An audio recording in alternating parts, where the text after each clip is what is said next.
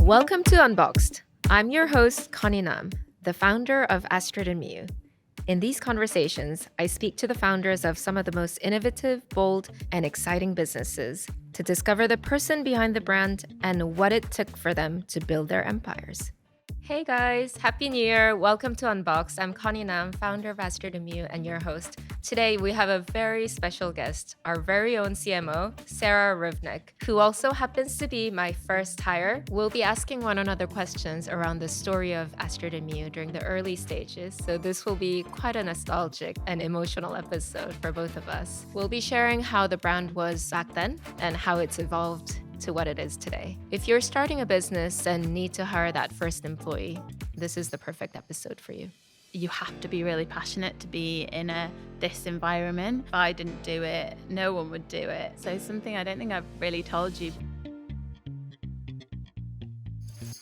So Sarah, welcome to Unbox. Welcome to, I guess, my studio, our studio. Thanks. So let's go back to the early years. What were you doing before Astrid Miyu, before I hired you? Yeah, so a long time ago. So I'm from Sheffield. I went to uni in Leeds. I graduated in 2010, which was not a great time to graduate. There was no jobs. You had to intern for free. You had to do as much work experience as you could to get anything. So I moved back to Sheffield. And then I moved to London. So I got an opportunity to work in office shoes for a work experience. It was like, I don't know, £5 a day. I got the job offer on the Thursday. I moved down on the Monday with a suitcase. Wait, did you say £5 a day? £5 a day, That's yes. crazy. Yeah, there was just one incident that really sticks in my head of I'd been interning for a few months. I had nowhere to live. I was literally staying at a friend's house Monday to Friday, and then at the weekend I would go somewhere else so I wouldn't be a big burden. And it was a Friday night. I was kind of wandering to my next place. My bag had broken. I'd sellotaped it up. And then I just walked straight into scaffolding, like, boom, had this massive egg on my head. And I rang my friend. It's funny now, but it probably wasn't. It's funny now you look back. At the time, I was like, oh, what am I doing with myself? And at that point, I was so ready to move back. And then my mum and dad were saying, okay, like, we'll help support you for a couple of months until you find your feet. Then I got a full-time job. And then I got somewhere to live. So my first full-time role was working for a jewellery suppliers who also wanted to set up their own brand on the side. Tiny. It was the family who owned the suppliers in the factory. There was me and then one other person who works for the suppliers. So it was a really great insight into jewelry, into kind of doing things yourself. Like I did everything. I did the packing, customer services, social marketing, events. And then that led me on to meet you. Yeah. So yeah, that was before A&M. And that's how we met. So Yeah. we shared a PR agency and you were sat across from us, like in the booth, and you were running the show. I thought you were the founder because you were so confident and you kind of owned everything and you were so good at speaking to press. You could confidently represent the brand. Like I was so shocked that you were 24 and you were just like running everything. So why did you decide to hire me as your first employee? Ooh, are you fishing for compliments? Bring them to me. I guess like in hindsight, I couldn't articulate at that time. You just had like really good vibes every time I met you. But I think the independence, like I mentioned, you were kind of running the show and you looked very comfortable with yourself and you were saying the right things. It was a PR setting, obviously, but you seem to have a lot of common sense. And I think that's probably the most underrated skill or attribute. Like it's really hard to find people that with good common sense. You had really good common sense and I could just see that like grit and fire in you. You just had that passion. Obviously I heard this story about like a sofa or bed crashing every week later on, but that kind of explains like why you had so much grit. And I guess like you already had grit in order to go through all of that. I guess when you started working at Astrid Miyu, you were doing everything because you joined as my assistant at the time, and I kind of dumped on you everything I didn't fancy doing, but you did everything so confidently. So I was like, oh, she can do more. She has a lot more capacity. And then you became marketing director and then CMO now. Do you think your work experience at that, I guess, supplier brand really helped working at Astrid and Miyu aside from your grid? And if so, how so? Oh, yeah, definitely. Like my previous experiences, I always worked in a smaller company or just me. I guess I had not a lot of formal training. I did textiles at uni, and the rest is all just experience of like different retail brands. So I already had that determination to push myself. And I think I wanted to succeed, like because of what I've been through. I didn't want to just move home. I wanted to stay. Wanted to make people proud of me. I wanted to make my parents proud because they'd like invested in me. So I just couldn't fail. And I'm a big multitasker. I love having a million different things going on. I guess that's just my personality. So I'm used to doing that. It was really tough because I didn't know the right answers. I just kind of thought on my feet. But yeah, my previous experience, because I did everything and I worked independently and I didn't have that founder to speak to on a personal level, this was such a nice, a better experience. But I'd already been through something similar. I think working in this environment, it's hard and it's not for everyone. And if you don't have that determination and drive and happy to get stuck in and really like think on your feet and think of it as your own, it's really hard. So yeah, those early experiences definitely helped me and made me who I am now. I know when I offered you the job, you didn't tell me at that time, but you only told me a few years Yeah. later, you were on the verge of moving back to Leeds where your Yeah. boyfriend was based, like Mhm. quitting the old job and going back, but you just Mhm. decided to stay in London for this job. And it was, Yeah. we didn't have an office. You were coming to my flat. How did you make that decision? What were going through your mind? Yeah. I Because mean, it must have been a huge risk. yeah, it was a risk, but it wasn't. It didn't feel like a risk. It wasn't a quick decision. So something I don't think I've really told you, but as soon as I met you, I said to Steve, like, I love this brand. I love like Connie. I would love to work for her. I really love jewelry. I always have done. I love accessories, retail. But it just felt there's something really special. And the products I love, like I wear them, I as the customer. So I kind of like from like kept in touch, hoping that you would want me to come and work with you. And so Did you have a hunch? I think I did, because otherwise, again, really easy to move home. Me and Steve have been together quite a few years. We really trust each other. We're in it for the long run. Like just moving back a year or two before I did would not have really made much difference. And he was the one that said, you have to do it. There was no risk in terms of I wasn't losing any money. I was kind of going on the same package. It was really minimal. But if I didn't take that risk, then I don't know what I would have done, or I would have just kind of gone back to a retail job or somewhere that I wouldn't have been fulfilled in. So I risked, but I'm, yeah, so glad I took it. Yeah, it paid off, hopefully. It did. So what were your challenges in those early years before hiring me? I think it was just the loneliness because I was in my flat. There was no one there. I mean, obviously, I had a flatmate, but she was an investment banker. So she was gone by 7 a.m. and she wouldn't come back until like 1 or 2 a.m. So I remember this one particular week, I didn't leave the flat because I was just working. Oh gosh. I was uploading everything on the website and I just wanted to get all the shots done. I was taking all the photos by myself. So I woke up at 6 a.m. and then like worked all the way through until midnight. Wow. I think I had like one banana at that Oh my time. gosh. So it was getting very unhealthy because there was Yeah. no one really keeping me in check. Yeah. Because I can be very extreme, like when I'm into Yeah. something. So I think that's been the biggest challenge. And I could feel myself becoming physically weak after that. So that was the biggest challenge. And I guess like after I hired you, like a lot of that has been resolved. You joined me in my flat. For how many months did we work in the flat? It was a few months. Yeah. Yeah. How did it feel for you? Yeah, it was really surreal. I remember coming on my first day into your flat, working on your dining table, and then you gave me my laptop, and then I went home and set my laptop up, and I was kind of like, oh, I don't really know what I'm doing. But I feel like because we were in that setting, we got so much closer to you and the product, and it felt like I was really involved from the start, Yeah. creating something that was like mine as well, versus going to an office, and it was different. So I really enjoyed it. Yeah, I feel like sometimes I left you at the flat Yeah, and went for yeah. meetings, right? Yeah, so I was just sat in your flat on your dining room table next to your kitchen, and all the product was just in a little chest of And did drawers. we sometimes have interns in Yeah, the flat with you and I was just not there? yeah.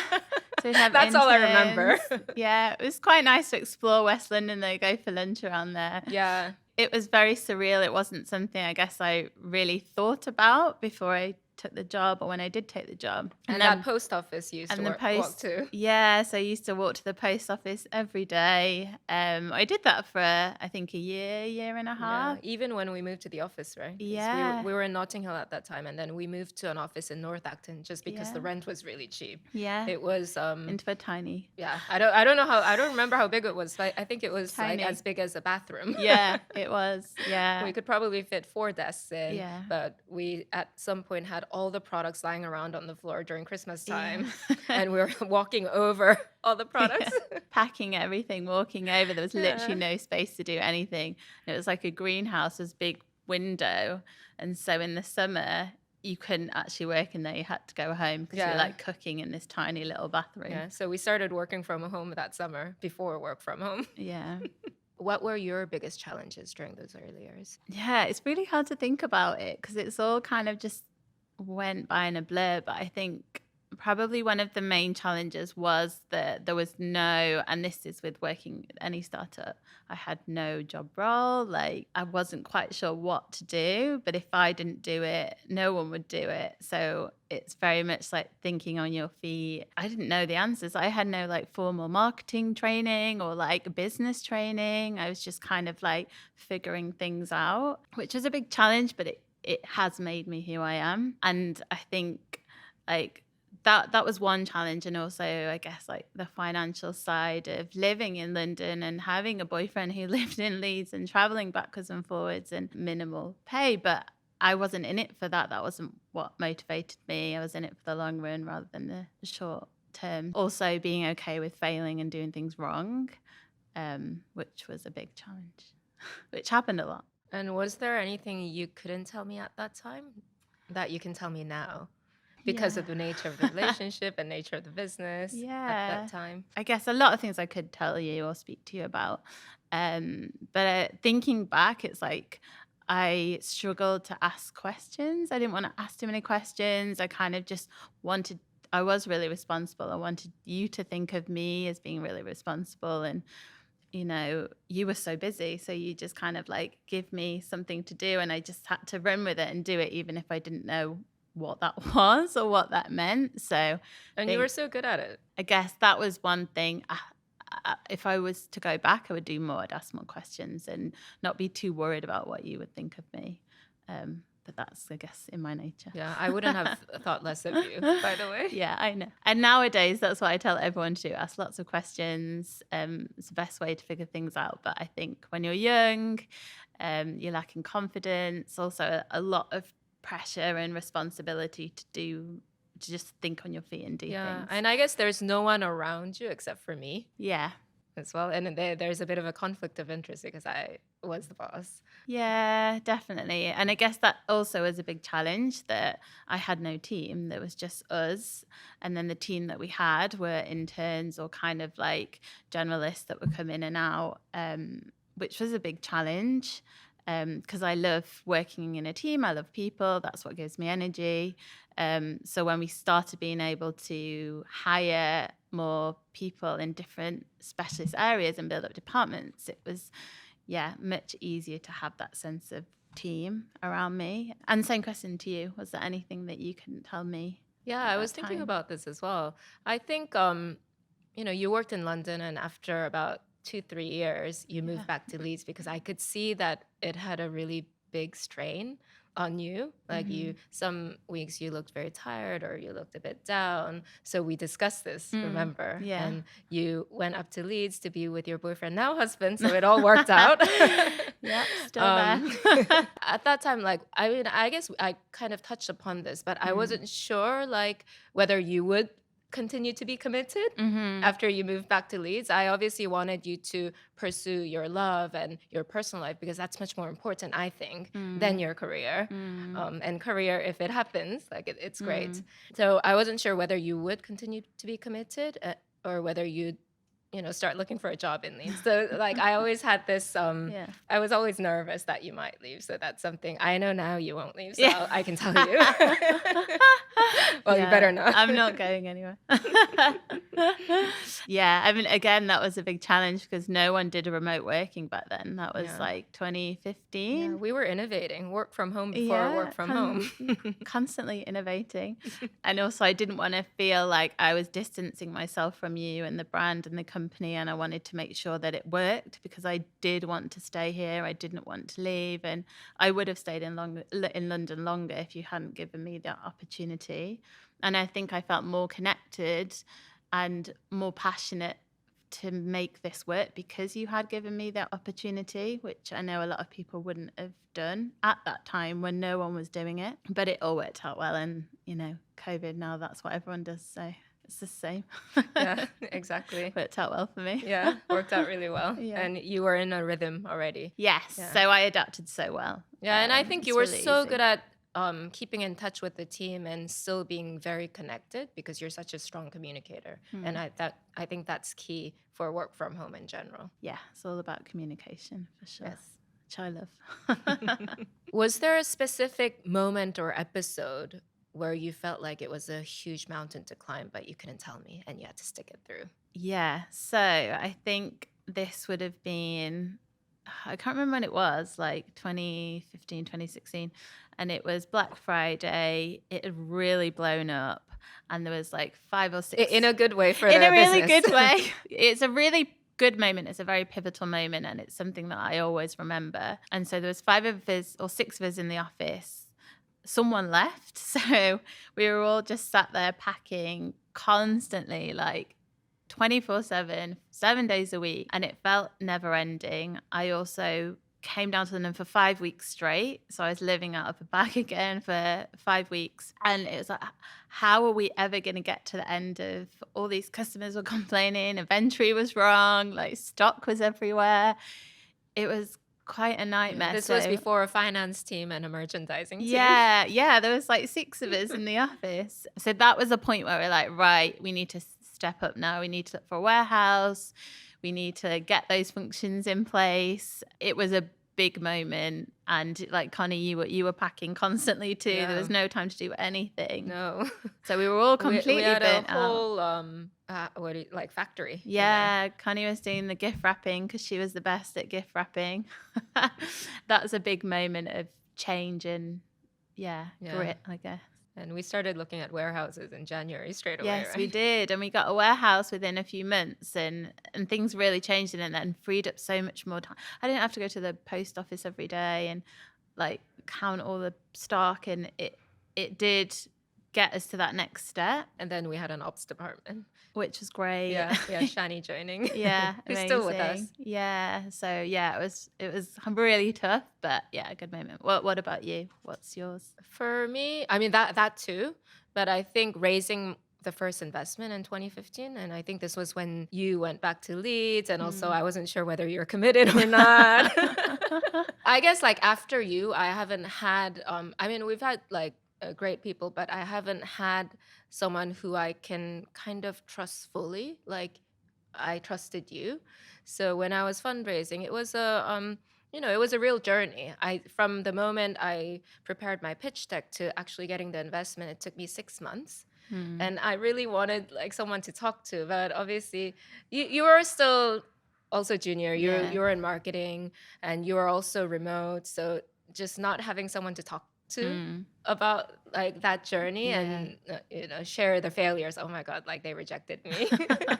I think that was hard at that moment. Like I felt lonely again. Yeah, I can imagine. What was your highlight at Astrid Miyu during those early years? So there's so many, but I think one of the main ones for me was when we had the Topshop concession. It was really early on.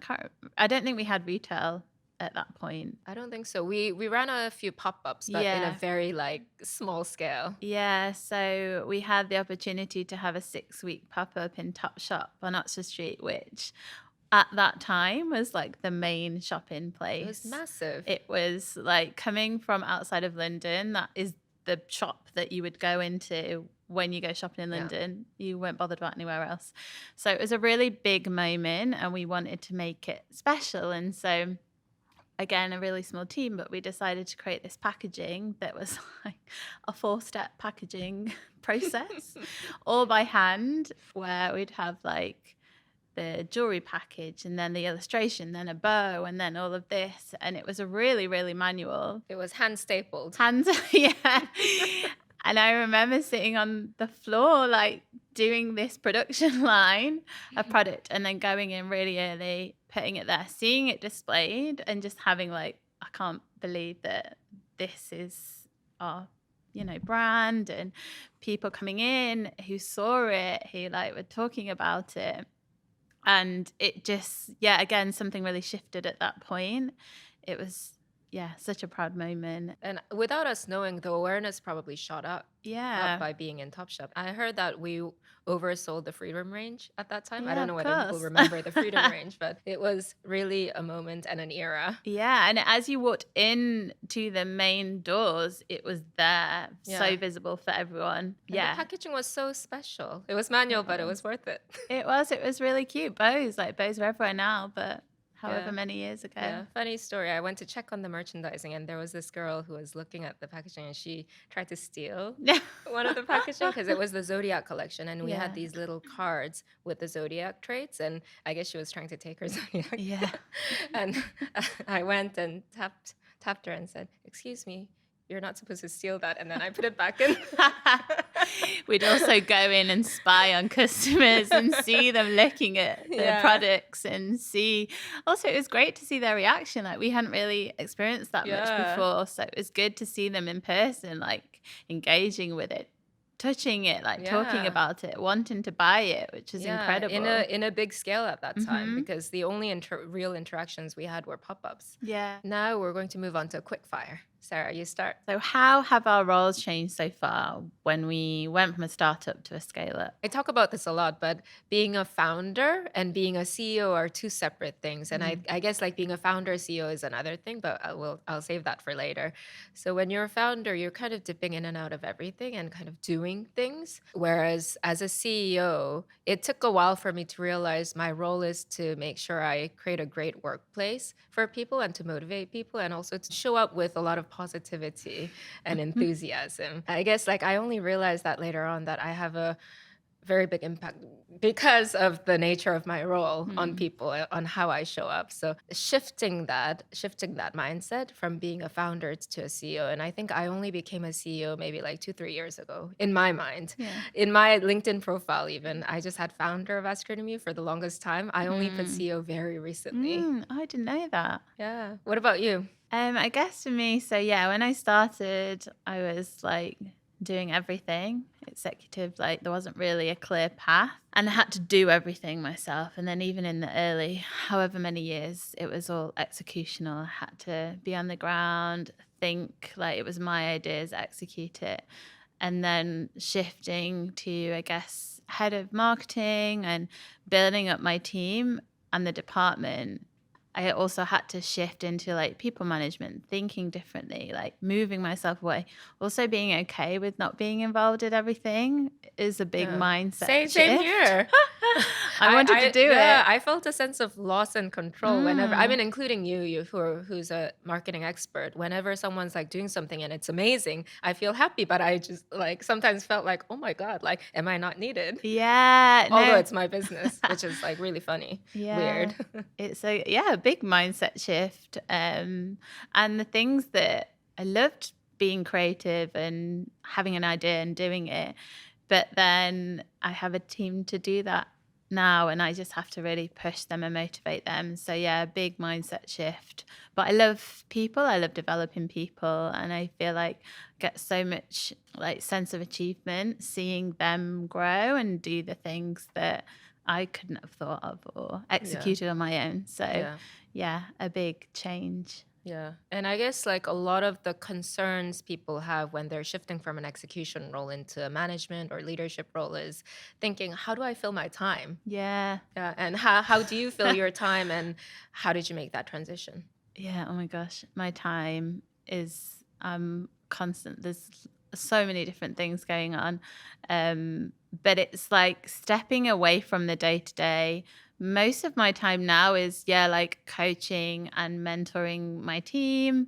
I have an amazing team, but also relationship building with different stakeholders, communication, which I love, collaborating with different people. So making sure that I filter down the right things to the team. I'm not too heavily involved in certain things, but I give the right influence, but also help them with the bigger picture. So spending more time with the leadership team, building the vision, like the long-term strategy, and making sure that is aligned, and then the team take that on board too.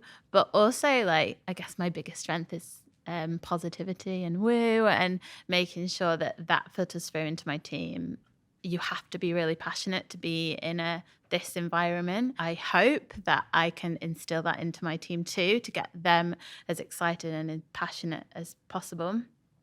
And within marketing, like, you can't feel like you're not very great at your job if you aren't really passionate and excited about what you're selling or what you're trying to push, because that really portrays into the messaging and what customers see. Yeah, I completely agree. And I think like being able to think about strategy and future is huge Yeah. for me anyways, and I think for you, because as we talked about the cyber week, all of November, December we were busy packing. Even like Yeah. this was maybe like 7 years ago, Yeah. and we had no time to even plan for January. Yeah. Remember?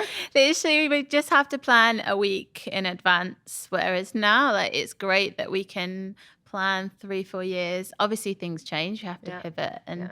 we need to make sure that we do. But it's so great to be able to look ahead and have Yeah. the headspace to do that. Exactly. And it's so much more exciting when you can see through the future as well. Yeah. What 3 qualities do startup employees need? I would answer with 6 qualities. So the first 3 are curiosity, passion for the business and your discipline, and also a we mentality, a collaborative mindset. And then the 3 qualities that a very early stage employees require, that was in you and a lot of the earlier employees that I've seen within Astrid and Miyu, is superhuman work ethics. It's got to be superhuman.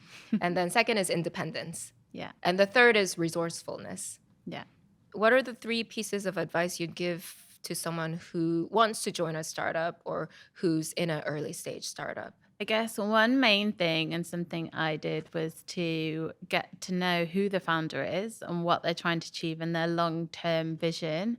And if that excites you and really aligned with what you want to do, then amazing. If it isn't, then it's not really right for you, because you work so closely with the founder, you're so engrossed in everything, and if you don't believe in them, then it's going to be really hard to succeed. So I think belief and trust in the founder and the product and what you're trying to achieve. Also, yeah, I guess it depends on what motivates you as a person, and if you want quick wins, if you're really like financially driven, if you want to switch off at 5 p.m., maybe not the right environment. If you don't have superhuman work ethics. Yeah. But if you want to create something bigger, if you want to be involved in something different, and you are really like motivated to push yourself, and a maximizer, I think you need to like superhuman, juggling lots of different things.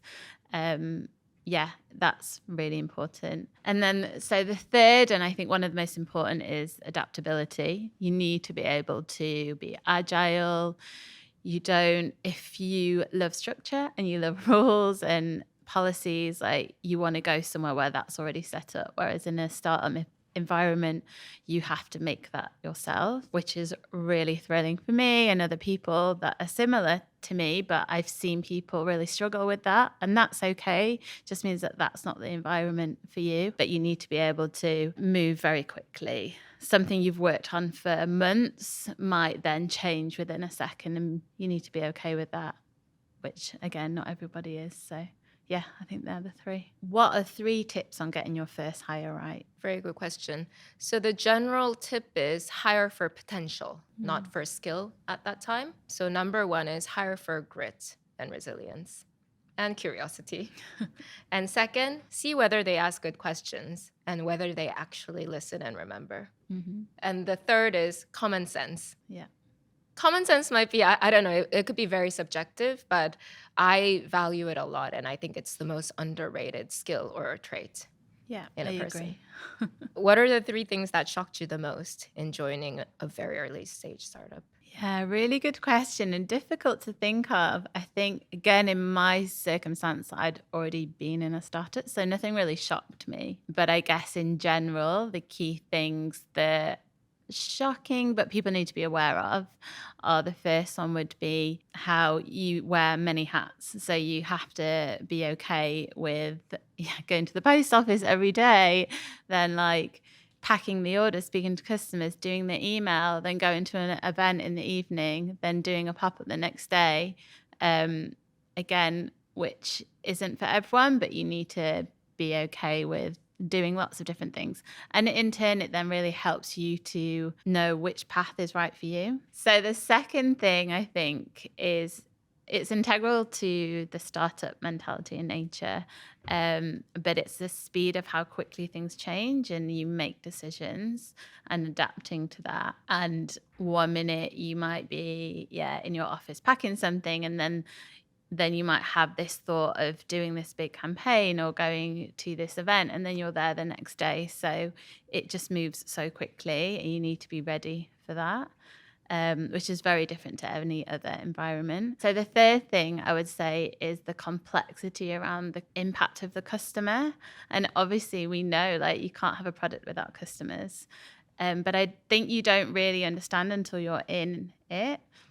And the feedback that they can give you and how maybe aggressive they can be can really impact you, and it can really like swerve things. But then at the same time, you can get these amazing reviews from customers and it spurs you on to the next step. And I think when you're in it, you don't realize. So it's like building a thick skin, being focused of what you're trying to achieve and not letting that sway you, which I think is something I've really learned. Yeah, that's hard, isn't it? Especially when you're building it and the feedback is coming directly. That's really hard. Like that was hard for me personally. Yeah, because we're the ones speaking directly to them. You're speaking directly to them, and they think you're a big company, but really it's 2 of us in your flat trying to create a brand and a direction, and it does impact you. But and we are the ones that made this. Like this product I designed and you're complaining about it. Like, I hate you.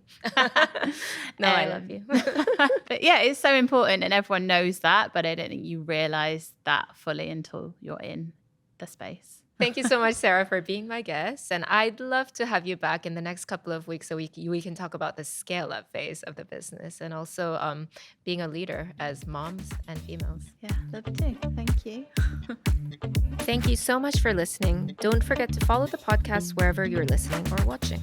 You can follow me at Connie Nam, Astrid Miyu at Astrid Miyu, and Unboxed Instagram page at Unboxed_Founder Confidential. See you next week.